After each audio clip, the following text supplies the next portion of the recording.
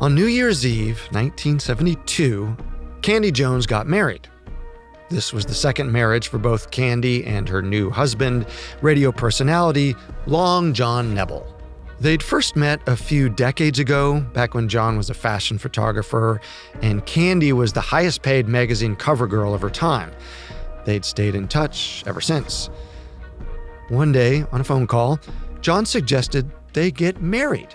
She gave him an enthusiastic yes, and they got married that same year. They'd known each other through career changes, failed relationships, money troubles, and medical woes. They must have figured, why wait? Why not skip straight to marriage? They knew each other well enough already. Maybe not so well, it turned out. Just a few months after they said I do, John started to believe Candy was hiding a sinister secret. He worried his new wife had been brainwashed into working undercover for the CIA. Welcome to Conspiracy Theories, a Spotify podcast. I'm Carter Roy.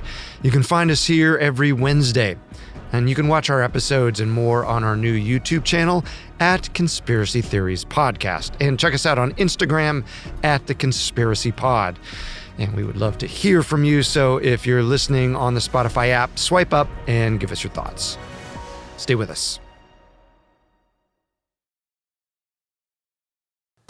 From the 1940s through the 1980s, Candy Jones was a model, entrepreneur, radio personality, and a beauty expert who authored a dozen books. Ever heard the saying, if you want something done, ask a busy person? Candy was that busy person. According to some claims, she may have also been an unwilling participant in the CIA's MK Ultra program. Well, not just that. According to Candy and her husband John, she carried out secret missions while under their control. Okay, so how does she go from a cover girl to a brainwashed agent? Well, that can all be traced to one decision Candy makes in 1959. At this point, her modeling heyday is done. Candy's running her own business out of an office building in Manhattan, training aspiring models. From her desk, she's got a good view of another office space across the hall. So when she hears about a robbery there, she reports some suspicious activity she'd witnessed beforehand. A man calling himself Ted drops by to follow up on that report. He tells Candy he's from the FBI.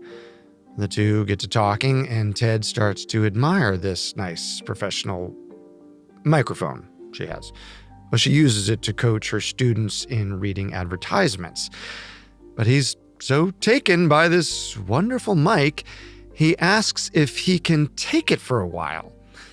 And Candy thinks it's pretty exciting that she gets to, in some small way, help out on an FBI case. When Ted returns the microphone, he has another request.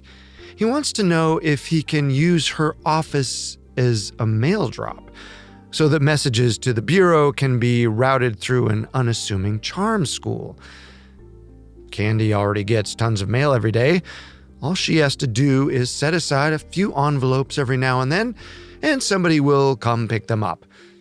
And this goes on for about a year.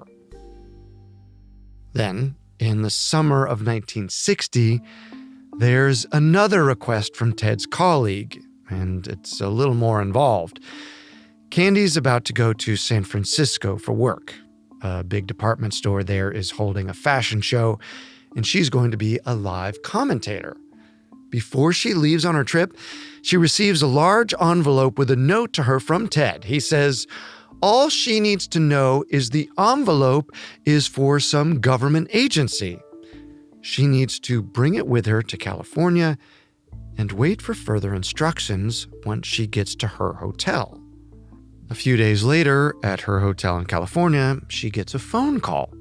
It's the man she's supposed to deliver this mysterious envelope to. And she realizes she's talking to somebody she already knows. A man she calls Dr. Gilbert Jensen. Back in her pinup modeling days during World War II, she'd gone overseas as part of a USO tour group. She'd met Dr. Jensen in the Philippines, where he was a medic, but she certainly wasn't expecting to hear from him under these circumstances. Now, he's asking her to help him do some work. Not for the FBI, but for the CIA. It's a lot for Candy to think about, but he assures her it shouldn't interfere with her business back in New York. And they can pay her. And right now, she really needs money. In fact, she's desperate. See, Candy comes from a pretty sad and lonely childhood. Her mother was strict and didn't let her daughter have a lot of friends. Candy invented her own imaginary ones, who she'd talk to in the mirror, as she had a tendency to find her own small ways of rebelling. So when her controlling mother moved them to Atlantic City and suggested she go to secretarial school, 16-year-old Candy entered a beauty pageant instead. In 1941, she was crowned Miss Atlantic City. From there, Candy's career moved fast. So fast that even her controlling mother had no choice but to let it happen. Right after the pageant, she caught the eye of a New York modeling agency and moved to the city. She ended up signing with Harry Conover, an ex-male model who started his own successful agency. His claim to fame was cultivating the girl next door look, which he thought Candy was perfect for. Well, almost perfect. Her birth name, Jessica Wilcox, wasn't up to Harry's standards. He had a habit of giving his models names like Choo Choo Johnson and Chili Williams. Together, they settled on Candy Jones. Get this. Then they had business cards and matchbooks printed up with her photo on them and her new name spelled out in red and white like a peppermint candy.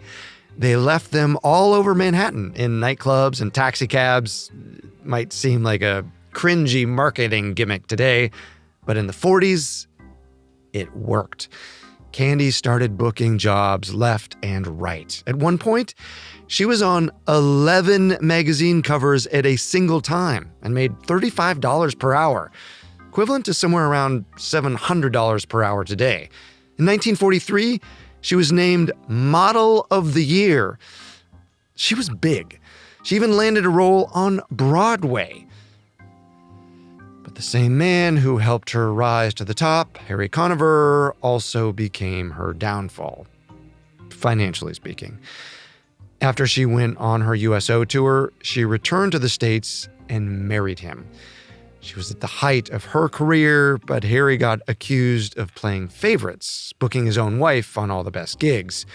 So Candy took a step back from modeling and started her own business, which was, at times, pretty lucrative.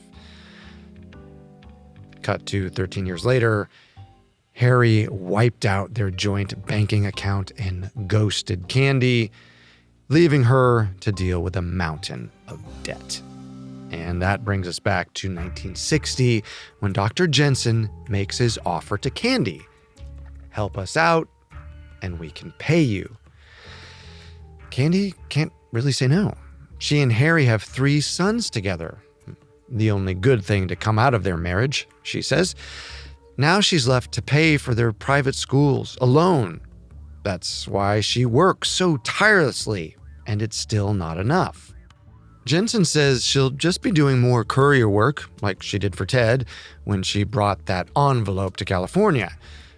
She already travels all over for her day job, so it should be easy.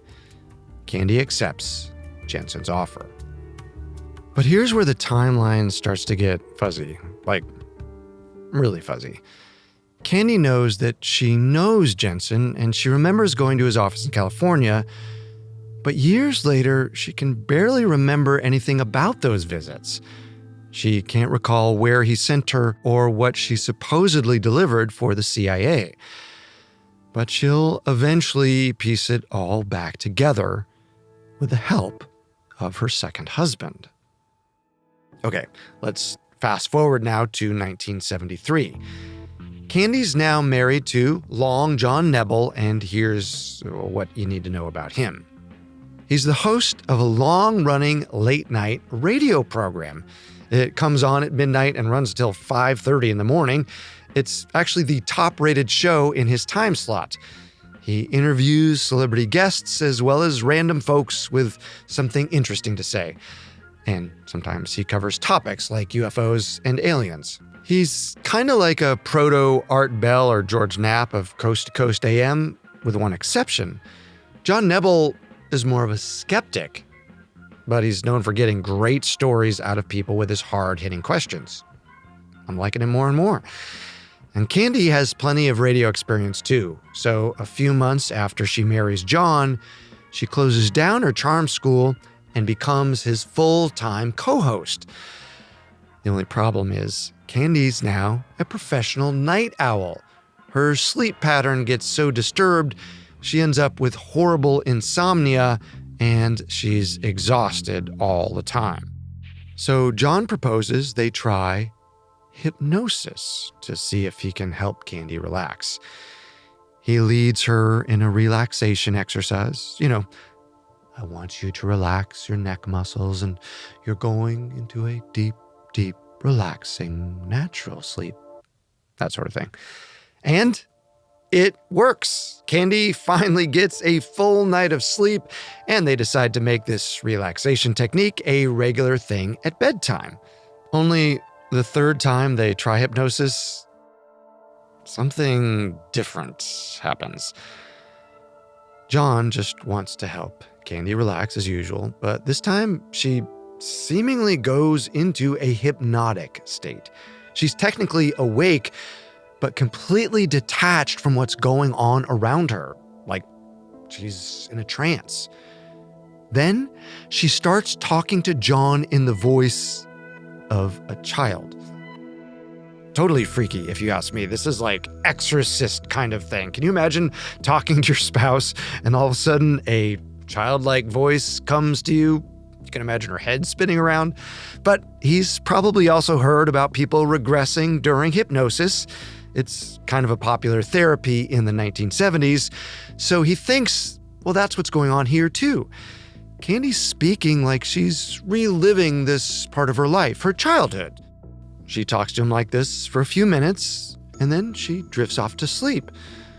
John might have forgotten all about it if it had just happened the one time. But then Candy keeps regressing while under hypnosis. And when John tells her the next day what she says during these sessions, Candy doesn't seem to remember what she said. She kind of laughs it off, says she was probably just talking in her sleep. So John goes out and buys a tape recorder and continues leading his wife through hypnosis. Obviously, who wouldn't? And the sessions, well, they only get weirder and more chilling, because Candy starts regressing to another time in her life, a darker time. The visits to Dr. Jensen's office back in the 60s. Now, it seems like John has heard the name Dr. Jensen before, but it's not really clear how much he knew about the government work Candy claims she did. He doesn't seem to know anything about her supposed work for the CIA at any rate, so everything he's about to find out is probably pretty shocking, to say the least.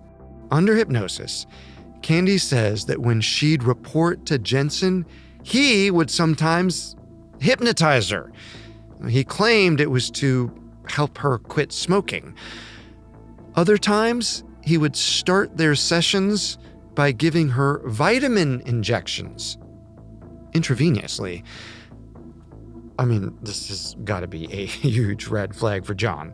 I mean, in her day-to-day life, Candy doesn't seem to remember much about these trips to Jensen's office, and now John's hearing that each visit started out with either hypnosis or some mysterious vitamin IV bag. Sounds so sketchy. So while Candy's in a trance, telling him all about this, John pretends to be Jensen. He asks her questions to lead her through these stories, and she responds to him while in her trance. I can't even with the ethics not involved here. Hey, it's the 70s. Okay, now, on the other hand, John seems open to believing all of this could be true. If his wife has a blank space in her memories, this could be his chance to get to the bottom of what happened to her. So he keeps hypnotizing her, and usually uses that tape recorder to document the sessions. He plays some of these tapes back for her later on. Now, while Candy's interested in what she's hearing, she still doesn't think this could possibly have happened to her without her remembering. So she doesn't really know what to make of it. John, however, has a theory. He thinks Jensen might have been drugging Candy with sodium amytal. The barbiturate could put her into a trance-like state and also cause temporary amnesia. And again, when he wasn't using strong drugs, Jensen was hypnotizing her. So John wonders, was it possible Candy carried out tasks for Jensen that she doesn't even remember? Well, those answers end up coming out too. Physically, it's Candy revealing them under hypnosis, but it's not Candy's voice coming out of her body. John's about to meet an entirely different side of his new wife.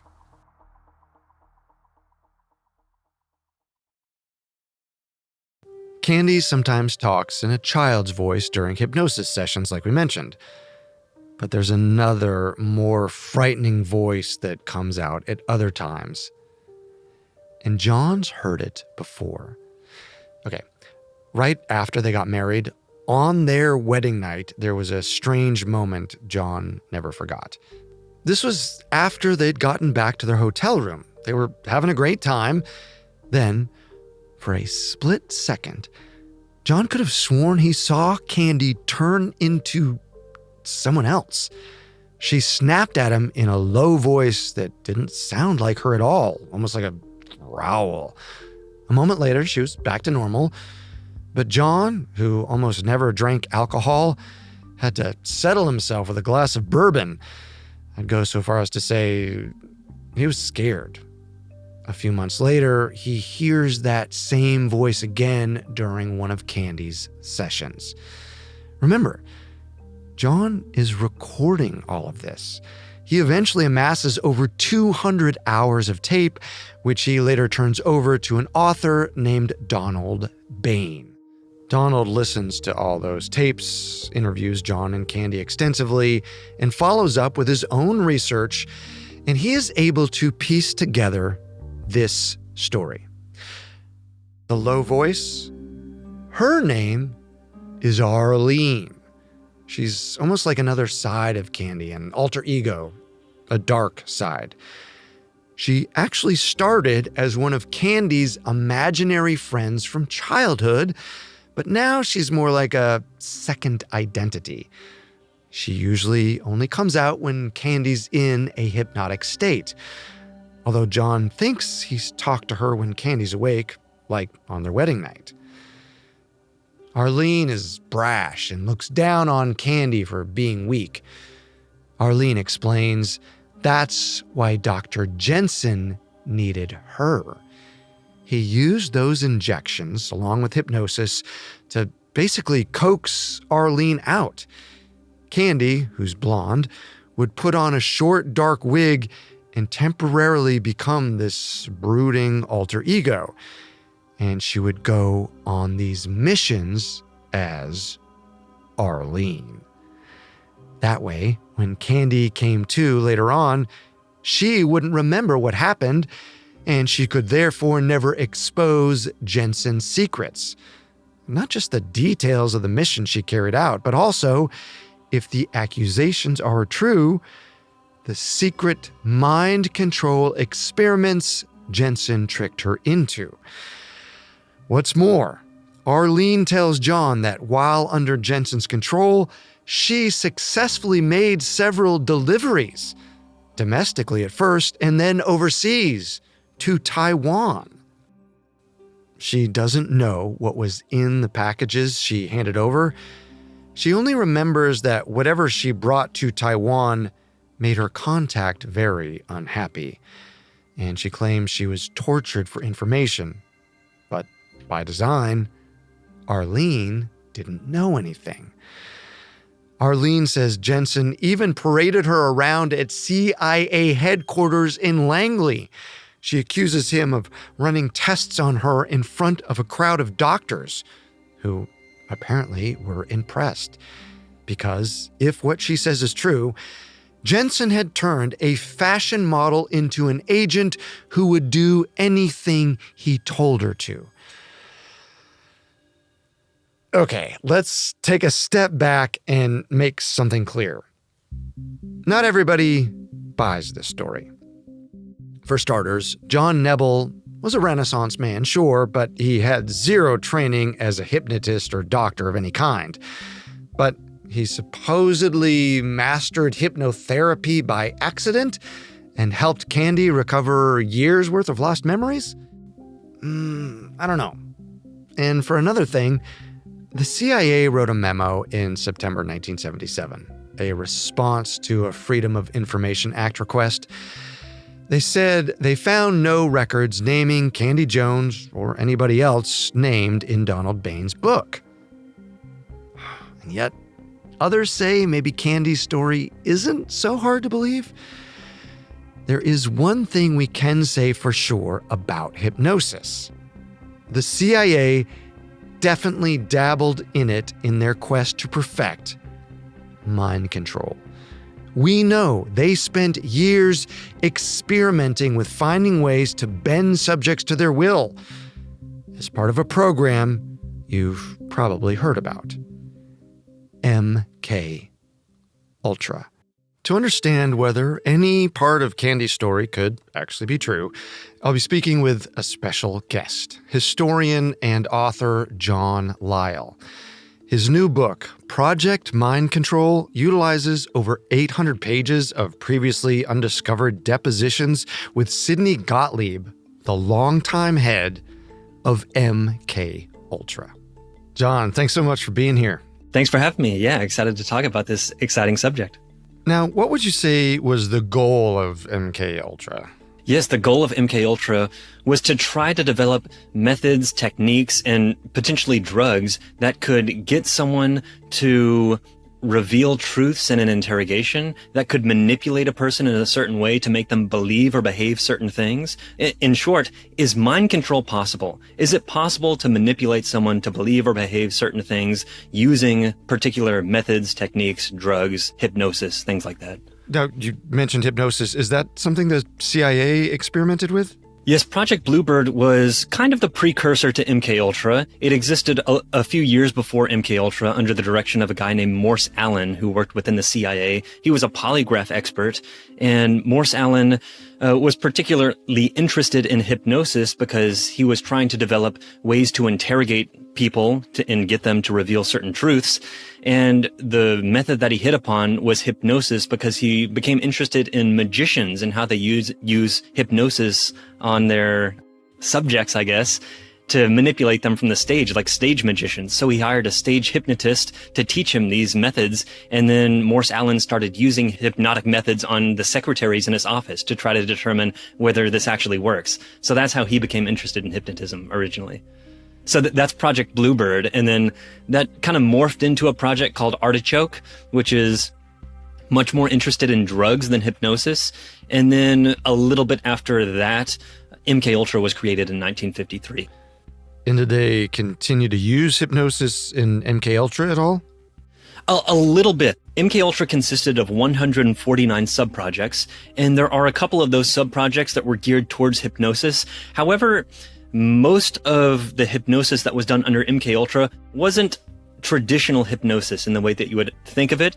the main guy who was doing these experiments was named Martin Orne. He was more interested in the hypnotic situation and not hypnosis itself. So he distinguished the two. So whereas hypnosis is the act of inducing someone into a hypnotic state, the hypnotic situation is inducing in someone the belief that they were hypnotized, even if they weren't. So if someone believes that they're hypnotized, they may act as if they are hypnotized. They may actually reveal secrets because they might think to themselves, well, I'm hypnotized anyway. I can't stop myself from saying something, so I might as well say it. So the hypnosis done under MKUltra wasn't necessarily geared toward hypnosis itself, but more geared toward psychological manipulation and getting someone to reveal truths based on the fact that they might think that they were hypnotized, even if they weren't. And now, did they draw any conclusions in MKUltra about hypnosis? For MKUltra in general, it was very disappointing for the people for the perpetrators of MKUltra. The psychological manipulation was the most successful part of MKUltra, although the actual methods and techniques they were trying to use or trying to develop, like truth drugs themselves, weren't very successful. In fact, at the end of MKUltra, when Sidney Gottlieb, the head of MKUltra, was asked, what came of this? What did you discover? He mainly put it in the form of the negative and said, it's not what we discovered, it's what we learned that you couldn't do. We learned that you couldn't control someone like a marionette. So it was largely unsuccessful despite the millions of dollars and dozens of people they funded and hundreds of people that were abused during this. Can you give us a sense of how big this project was? How many people were involved? Yes. Within the CIA, projects like MKUltra were heavily compartmentalized, meaning very few people knew what was going on. And that was done on purpose, of course, because you don't want a lot of people knowing about this, because that just opens the door to more people potentially leaking this out. So there might have been a dozen people within the CIA who knew about MKUltra, but that doesn't mean it was a small project itself. MKUltra was composed of 149 subprojects, which meant that it would there were many researchers at hospitals and prisons and universities that were being funded through this. Some of them knew that they were being funded by the CIA, but most of them didn't. Most of them were being funded through cutout organizations that the CIA created to make it seem as if they weren't behind this. So the CIA created its most famous cutout organization called the Society for the Investigation of Human Ecology. But the society was a cover. It was a front. It didn't really exist. It was just a false facade for the CIA to fund people without them knowing that the CIA was funding them. And now we know a little bit about the fact that in 1973, the MKUltra destroyed some files. Can you tell us how that happened? You're right. In 1973, Sidney Gottlieb, the head of MKUltra, and Richard Helms, who was the director of the CIA, they were both retiring, and they decided that they wanted to get rid of the documents, the MKUltra documents that they had. So Richard Helms approved Sidney Gottlieb to basically incinerate his documents. So Sidney Gottlieb incinerated a lot of documents. We don't really know how much. We don't know exactly what was in there. However, I do think that we can kind of know the general gist of MKUltra even without a lot of the documents, because it turns out we still have a lot of documents. He didn't finish the job. There were a lot of documents that he didn't destroy, thousands of them that we do have. A lot of them are financial records, but within those financial records are descriptions of 146 out of the 149 subprojects. So we kind of know the gist of basically all of these subprojects. In addition to that, it's not as if those documents are the only thing we have to know about MKUltra. We have congressional investigations that happened in 1975, the Church Committee, the Pike Committee, the Rockefeller Commission. We also have institutional records that were released afterwards, government reports that were released afterwards, memoirs that were written by the people involved, diary entries that are among these documents, interviews with people that were involved in this, and depositions, a lot of depositions that I found, thousands of pages that were part of lawsuits of the victims of MKUltra who sued the CIA. And as part of these lawsuits, the lawyers representing the victims took thousands of pages of depositions, of verbatim transcript of the perpetrators talking about what they did. So I actually think we can know basically what MKUltra was, even though we don't have all of the documents. And so when did the public at large learn about MKUltra? Was it after the Church Committee? Yes, 1975 is generally called the Year of Intelligence. This was when the Rockefeller Commission, which was an executive committee set up, released its findings of an investigation into the abuses of the intelligence community, as well as the Church Committee, a Senate investigation, as well as the Pike Committee, which was a House investigation. So there were these three concurrent investigations that released their reports either at the end of 1974 or during 1975. And so once this was released, then the general public learned that the CIA had been conducting experiments on unwitting people, in many cases, within the United States and even in Canada, too. That probably changed how people feel about the CIA. Probably a seismic shift. Definitely. There was definitely a skeptical eye starting to be glanced towards the government. Instead of seeing the government as the protector of individual liberties, more and more it started to be seen as the abuser of individual liberties. And it's not just because of MKUltra, but that's certainly one link in the chain that led to that skeptical movement to cast this skeptical eye toward the government. Wow. Well, thank you so much for your insights, John. That was amazing. And thank you for coming on the show. Thank you. Yeah, I appreciate it. Everything John just told us is fascinating. And one thing really stood out to me, that 1975 was dubbed the Year of Intelligence. That's when MKUltra was really put under a spotlight, forever changing how the public viewed the CIA. Donald Bain published all of his research into Candy's story in a book called The Control of Candy Jones, which came out a year later in 1976.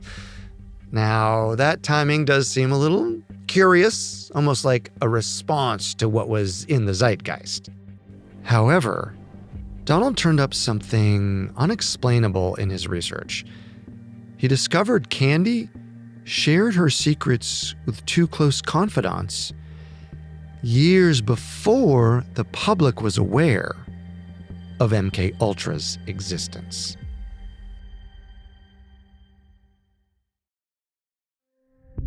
Is the story of Candy Jones a case of truth is stranger than fiction, or is it unbelievable because it's not true? There are reasons to question the claims that she was an unwilling subject of mind control experiments, especially when it comes to how her story came out through what we'd call hypnotic regression. Now, Candy could only recall the more sinister events of her past while she was in a trance state. This could also be called recovered memory therapy, although the person leading those sessions, John Nebel, was not a licensed mental health expert. There was a time when that kind of therapy was in style, but it's no longer considered a reliable way to resurface real memories. It's actually a controversial practice these days that's been widely discredited. Recovered memory therapy even played a huge role in launching the satanic panic of the 1980s and 90s. There was another book that came out 4 years after The Control of Candy Jones called Michelle Remembers. Written by a psychiatrist, it detailed sessions with his patient who, he said, recovered memories of when she was just 5 years old. And those memories, they claimed, were of spending months in the care of a satanic cult. The book is considered a huge catalyst in the moral panic that followed, where the devil was lurking in heavy metal cassette tapes and tabletop games. Nowadays, it's mostly been debunked, so it is hard to get past the fact that Candy's memories about the mind control experiments came from hypnosis sessions guided by her radio personality husband.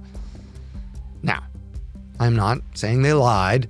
Candy, in her day-to-day life, insisted that she didn't remember anything beyond going into Dr. Jensen's office. She wasn't going around making these claims while she was awake. Even when John would play back the tapes for her, she didn't seem to believe the Arlene story herself. Seems like she just laughed it off. And the book doesn't go any deeper into explaining why that is. But my team and I have a theory. Remember, at the very beginning of this episode when I said that maybe Candy and John didn't know each other all that well?